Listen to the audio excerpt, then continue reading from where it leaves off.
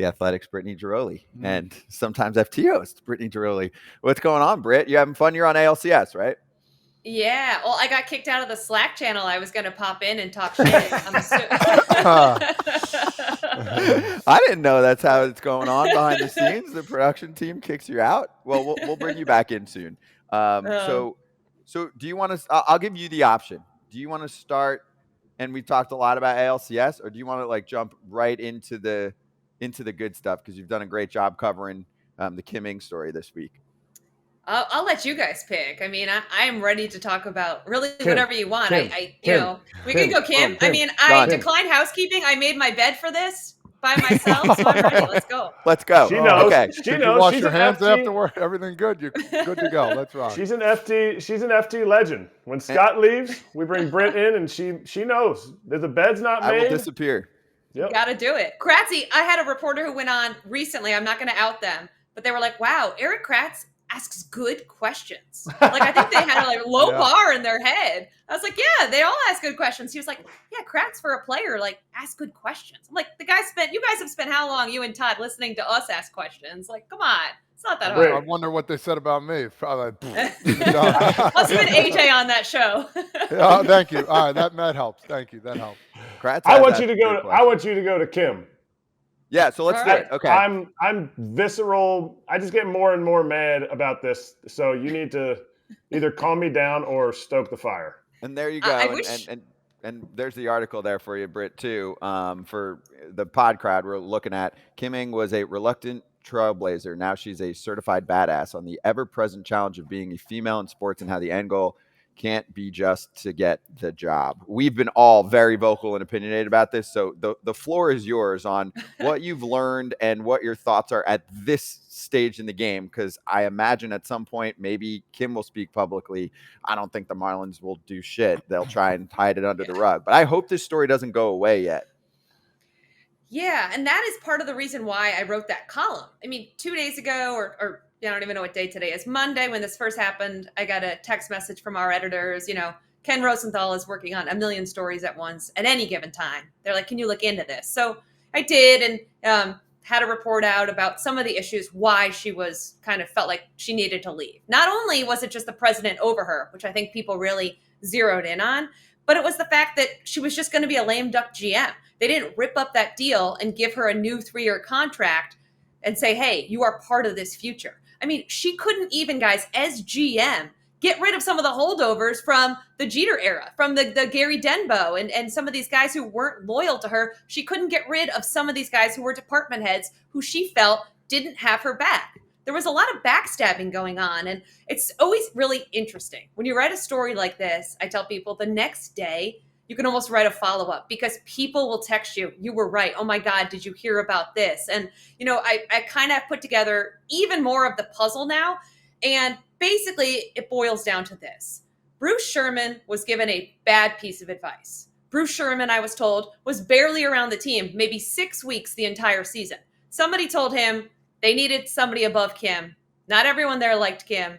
And Bruce Sherman took it as a good idea. He listened to this person instead of Kim Ng, who he had faith in, or, the organization, at least Derek Jeter had faith in. And look what happened. I mean, it backfired in such a colossal way. And in that article, I talk about how Bruce Sherman cares more about his yacht than he does his people. I can't even say that was written by me. I had somebody who was currently in the Marlins organization say that to me. And I was like, this is good. Can I use this in my article? I feel like people should be more upset.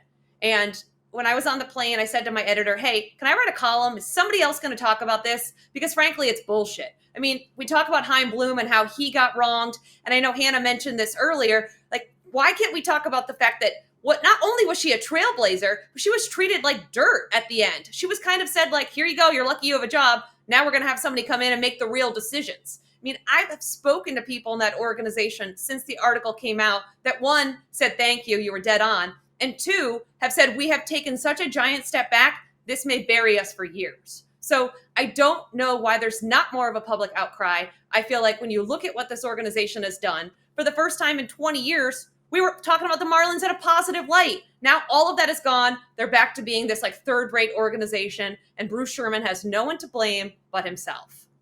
because there's so many great stories about this team that were created by Kim. They brought in great, like, guys who were productive at the trade deadline.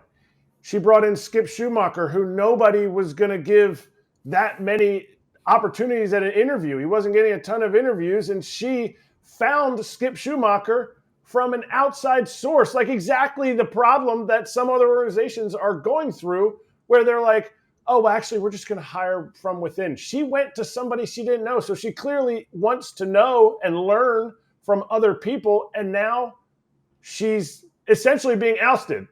Even if Bruce Sherman does come out and talk, he's going to say, well, we didn't fire her. She chose to leave.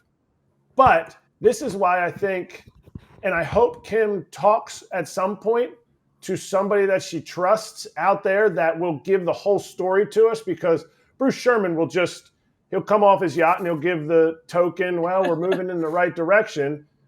But she deserves, male or female, to continue to have her job and her job extended because of what she did with a $4 million budget in the offseason with the Marlins. And what bothers me the most about this, guys, is that I also got a phone call or two, not nearly as many, saying, thank you for writing what you wrote. It was dead on. I had people saying, well, she's not a baseball person. She's been in the game for 3 decades. I had people saying, well, not everybody liked her. Well, not everybody likes Dave Dombrowski. Does that mean that he's not really good at his job and a future Hall of Famer? I mean, everything I heard about Kim at the trade deadline was she brought in everybody. She wanted to hear everyone's opinions. And I had people trying to tell me that that was a negative, that, she did too much collaboration. She listened to too many people. So it is absurd, I think, what she has had to deal with. And then even when she gets treated like this, people are like, well, was she good at her job? Well, if it was a male, would we still be talking about this? Of course we would. Like, I think when you look at this situation, it just shows some of the difficulty she had in getting this job. It took her 30 years to get this job. It took Derek Jeter running things to be like, yeah, I don't care what anyone says. Kim Ng is the most qualified candidate. Like, what a concept, right? And then even out the door, you have people who just can't wait to be like, well, was she that good? Or was she just, up there as a figurehead? No, she was that good. I talked to more than half a dozen people in that organization who said she was that good, who said she commanded the room. People loved working for her all the way down to the scout level up because she listened to other people's opinions. That sounds like a good leader to me. I don't know about you guys. 100%. I back you on that. And my next question to you would be, do you think she wants to go right away and get after it with another baseball team, or is she so disgusted right now she's like, I'm going to take some time off? Because there's going to be other teams ready to, take her with open arms for sure. I hope she does. I mean, I had someone who is up high in the Marlins organization say to me, like, you were right, she's a badass, and I hope if she wants Boston, she gets it. And I think a lot of people echo that sentiment. If she wants the job, I hope she gets the job. I hope she deserves that opportunity. I hope she is able to lead a team, because she certainly wasn't going to be able to lead the Marlins moving forward the way they had it structured. So I think the best spot for her, and I wrote it in that column because people had floated it, is a president role, is someone over a GM. Chris Getz in Chicago, to me, makes too much sense, because not only has she worked with Jerry Reinsdorf, who we know is very loyal, but she did a good job there. She's well thought of. And I think she'd be an excellent person on top of a guy like Getz, who, was an internal promotion. I mean, she is coming in, and everything we have heard is she listens to other opinions. She wants to bring in outsiders, like you said, Kratzy. So why not get someone like that in an organization that desperately needs some new ideas, that is just full of lifers on this vicious cycle? I think she'd make a great choice there. I think Houston is still looking for someone above Dana Brown. I've heard rumblings that Perry Maniason may have somebody put above him in Anaheim. So if she doesn't get the Boston job, I don't think that there's a lot of interest in that Mets job, because it's essentially an AGM job. David Stearns is making the decisions. This is not what she wants to do. If she doesn't find a job, guys, I think she could end up in the commissioner's office, which is where she was previously for a while, waiting for that next opportunity, right? If she doesn't get what she thinks she deserves, I think she has no problem going to New York for a year or two, waiting for more spots to open up. But this next 10 days in baseball, we talk so much about the GM and the manager jobs. There are so many people in baseball. October 31st, their contracts are up. There's going to be a lot of movement, and there's going to be a lot of organizations who change what they do. So I think we kind of have to stay tuned when it comes to her next step. Hey, Britt, where is everyone? So, when this story broke a few years ago, I was working at the league and I pushed, and we publicized it a ton when I was there. And I was on shows that day, MLB Tonight, all that, interviews, the whole deal, right? We pushed it. It was awesome. Even like celebrities sending messages, right? We ran some of them. I was even part of that process, like people reaching out, hey, like I have a daughter who loves the game. This is incredible, right? I'm not even, this isn't a league thing. I'm saying where is everyone, as in where are all of the news outlets? Like back then, and you can still do it now. If you do a Google search and say Kim Ng, first female general manager, every freaking news publication out there, even non-sports, wrote about it. Every sports spot, even the ones that don't cover baseball much usually. And I was just using an example earlier with Hannah because I haven't seen enough and maybe I'm missing it, but ESPN was all over that story. And I know they don't cover a ton of baseball like they used to, but I'm like, where is everyone right now about this story? Because it is a problem. It's shady, it's fishy, and I'm lost on that. I thought it was going to blow up. I really did, based on all of the optics that were there, like the hiring, the success, what you're talking about. And aside from a couple articles, very few, and our show and a podcast or two, almost nothing. Is it because it's October? No, I think it's because people just don't have the courage to. I think people get scared. And that's what's so great about this show is, you can kind of say whatever you want and there's nobody saying, hey, that looks really bad. I mean, so much of the media now is state-run media, whether it's MLB, which, is where I came from, where you came from, Scott. And, they're not going to write a scathing article on Bruce Sherman, right? That's just not going to happen. Then so many RSNs that are owned by the team and, have that handcuff as well. And I think this is part of the reason I wrote that column is I was on the plane getting ready to come from Houston to Arlington. And I said to my editor, is anybody writing a column? Because I have something to say. I'm still mad about this. Something needs to be said about how just ridiculous this was. And they were like, no, go ahead. And it only took me the 40 minutes of the plane to just type this out because I had so many other thoughts that I felt like people weren't saying, which is how on earth is this even possible? Like, how do you have an owner that is this dense, that looks at what Kim has done and says, you know what? This one guy who doesn't like you in the organization told me we should hire a president, so I'm going to listen to him. Like, it's absolutely absurd. So I wish it was a bigger story. I don't think the playoffs is overshadowing it. I think people just don't want to go against the grain. They don't want to speak up. I have never had a problem speaking what's on my mind, for better or worse, right? It got me in trouble in middle school and high school and whatever. But I think when something is wrong, you have to have the courage to say that. And it's interesting because Dusty Baker stopped me yesterday on the field to talk about this story. I think people in baseball are upset about it. People in baseball want you to point out that this is wrong, but there are just such a small, dwindling group of reporters who want to point out that's wrong. Because there's still, like I said, those sea of people who are calling me saying, well, was she that good? Right? Trying to plant that doubt in your head and say, well, maybe I should just leave it alone. I'm not there. Instead of making the calls, talking to the people in the organization and saying, yes, she was that good. Yes, she wasn't universally liked. That doesn't mean she deserved to be treated the way she was treated in Miami. Yeah, but how do we avoid this? How do we, I'm super new into this. How do we avoid falling into, because you're not even giving your opinion. You're giving how you feel. That's not an opinion. You're giving only research that you found from people that you talk to within the organization. How do we avoid this? Because to me, baseball, I really, really enjoy the game of baseball. I love watching it. I do. I love the people that are in it. I love the fact that I've had a career out of it. But if we don't ever, and I hate to say smash through the glass ceiling, but like Kim Ng's, not only did she do this, she's qualified. She's overqualified. Derek Jeter's words, a Hall of Fame baseball player, overqualified. And yet now all of a sudden we're like 3 years in and it was like all these baseball people were like, oh, I was holding my breath. Oh, she's out now. Whew, finally. Yes. How do we avoid this?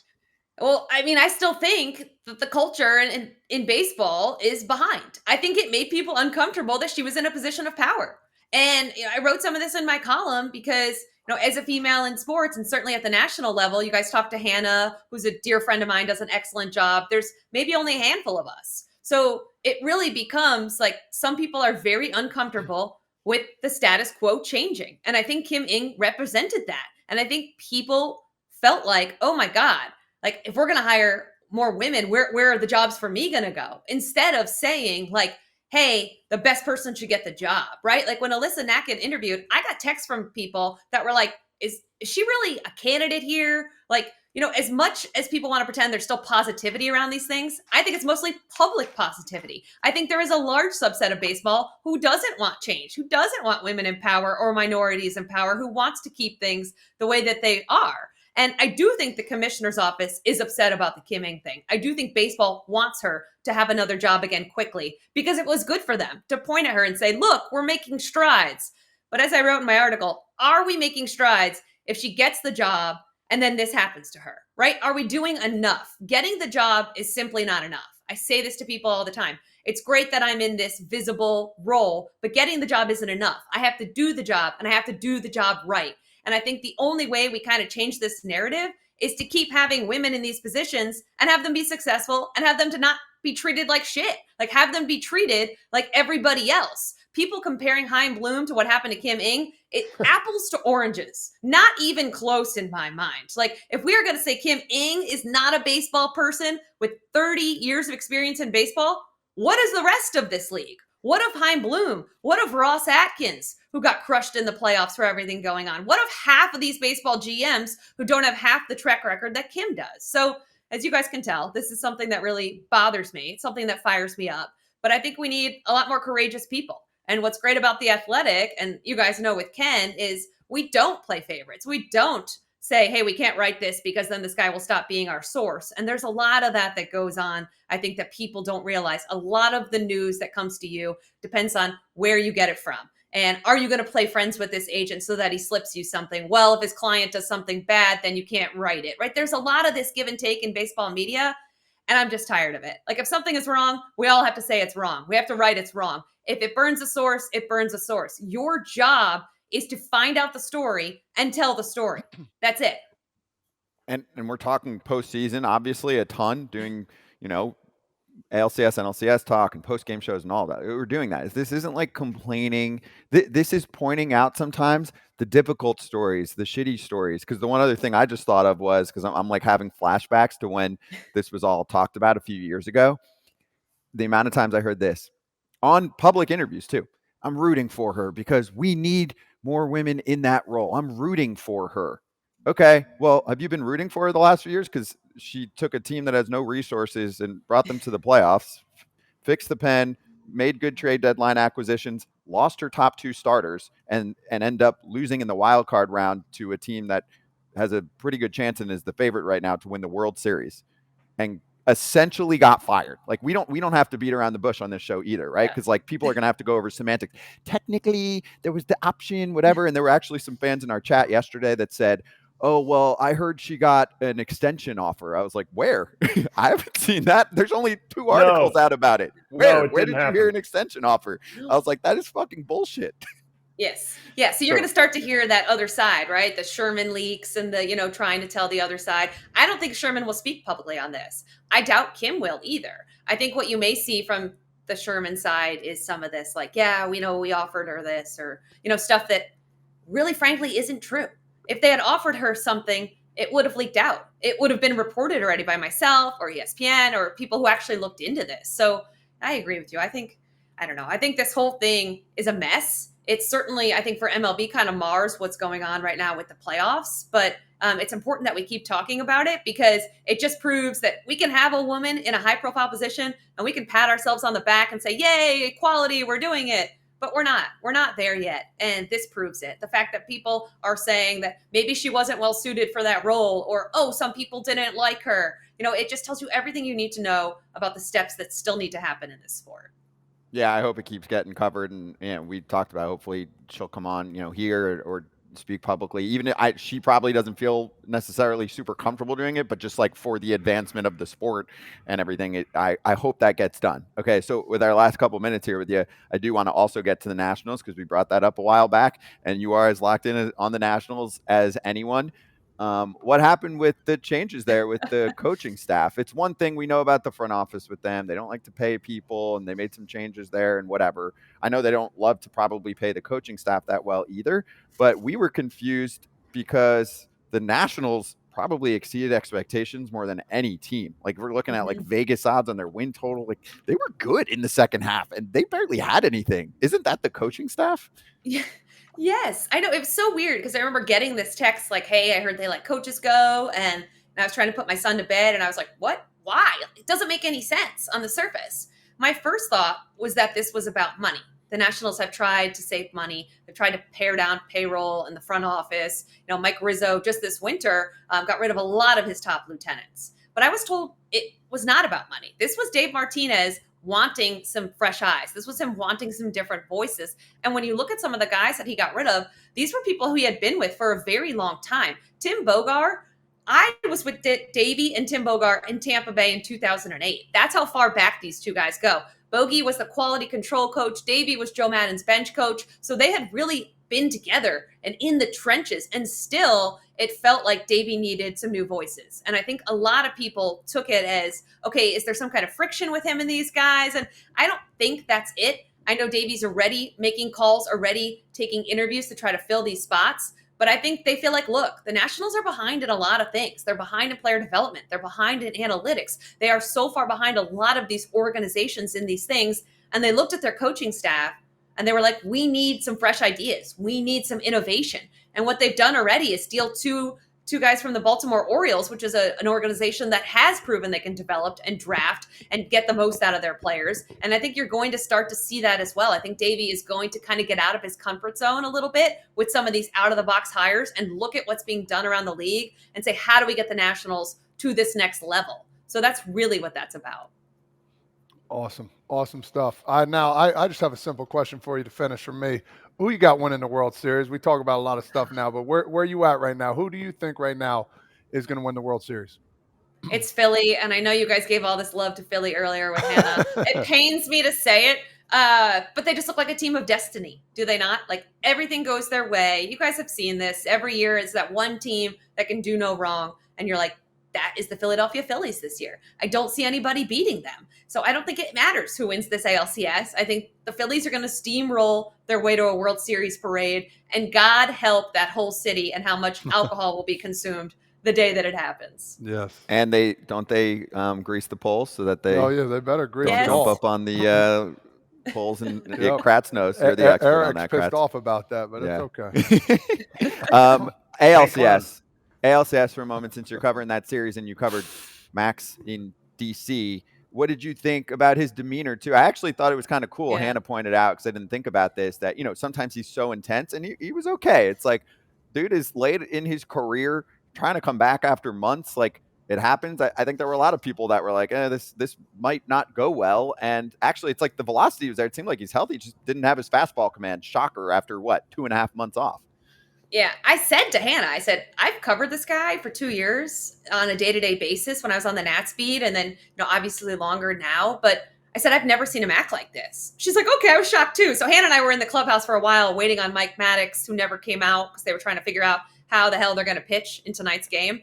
But I was shocked. I thought Max was going to be like, I was terrible, I lost the game, and he wasn't. He was super positive, Max, and it was jarring. I've never seen that, and he didn't break. People kept asking the same question.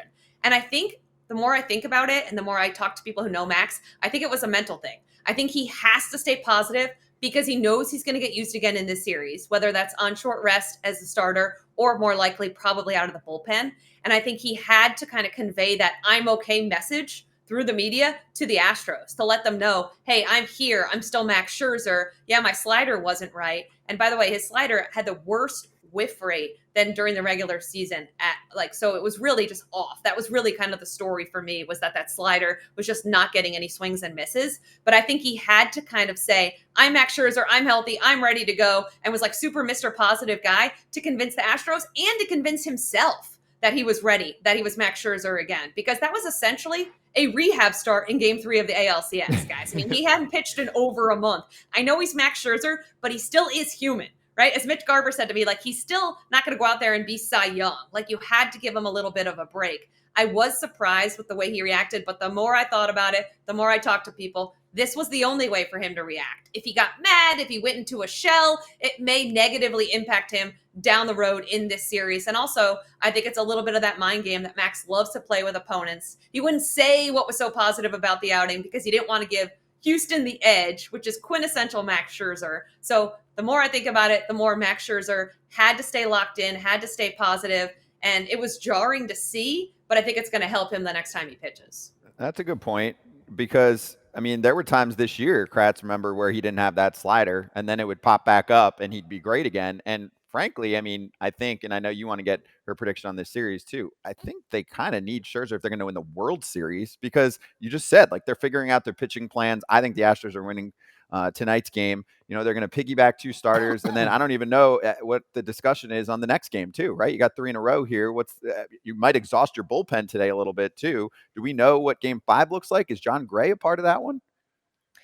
Maybe he looked rusty last night, though. He didn't look good. So I don't know if you could run him out there. If the series, like you said, say the Astros win tonight, now it's 2-2, you really got to win. Do you bring back Evaldi on short rest? Right? I don't know. Montgomery? Like, do you do something like that where you go, all right, guys, these are your throw days. We're going to do this. But then you only have 1 day off before 6. So honestly, this is a huge game for Texas because if they can somehow sneak away with this win, like they did in Baltimore, where they essentially had that bullpen game, it sets them up so much better down the road.